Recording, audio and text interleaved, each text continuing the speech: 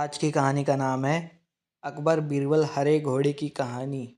एक शाम राजा अकबर अपने प्रिय बीरबल के साथ अपने शाही बगीचे की सैर के लिए निकले।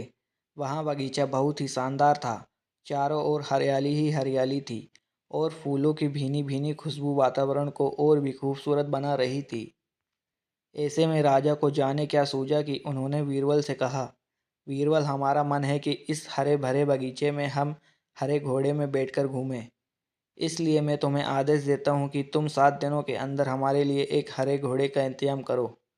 वहीं अगर तुम इस आदेश को पूरा करने में असफल रहते हो तो तुम कभी भी मुझे अपनी शक्ल ना दिखाना। इस बात से राजा व बीरबल दोनों वाकिफ थे कि आज तक दुनिया में हरे रंग का घोड़ा नहीं हुआ। फिर भी राजा चाहते थे कि बीरबल किसी बात में अपनी हार स्वीकार करे।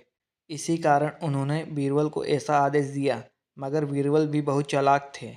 वो भली भांति जानते थे कि राजा उनसे क्या चाहते हैं। इसलिए वो भी घोड़ा ढूंढने का बहाना बनाकर 7 दिनों तक इधर उधर घूमते रहे।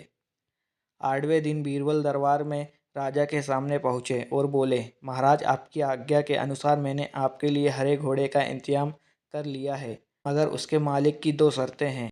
राजा ने उत्सुकता से दोनों शर्तों के बारे में पूछा। तब बीरबल ने जवाब दिया, पहली शर्त यह है कि उस हरे घोड़े को लाने के लिए आपको स्वयं जाना होगा। राजा इस बात के लिए तैयार हो गए। फिर उन्होंने दूसरी शर्त के बारे में पूछा।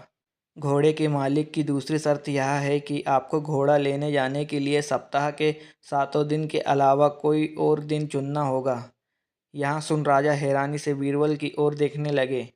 तब बीरबल ने बड़ी सहजता से जवाब दिया, महाराज, घोड़े का मालिक कहता है कि हरे रंग के घास घोड़े को लाने के लिए उसकी यहाँ खास शर्तें तो माननी ही होगी।